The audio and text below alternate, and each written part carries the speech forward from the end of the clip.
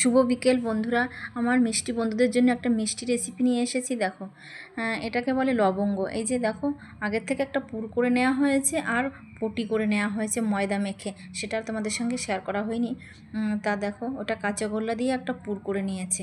ওই পুরটা ভিতরে ভরে দিয়ে দেখো পাটিসাপটা পিঠের মতো করে, ওই যে আবার আঙ্গুলে আংটি পরার মতো করে নিয়েছে। দেখো কি সুন্দর দেখতে লাগছে, বেশ আংটির মতো।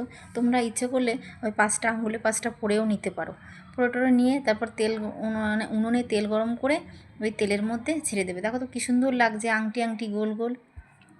দেখতে যেরকম সুন্দর, এটা খেতেও তেমন সুন্দর। কিন্তু তোমরা কিন্তু ঘরে চাইলে এরকম বানিয়েও নিতে পারো, এবং বানিয়ে সন্ধ্যাবেলা একটা দারুণ টিফিন হবে। দেখো এরকম করে নিতে পারো, তাই তোমাদের সঙ্গে আমি এটা শেয়ার করলাম।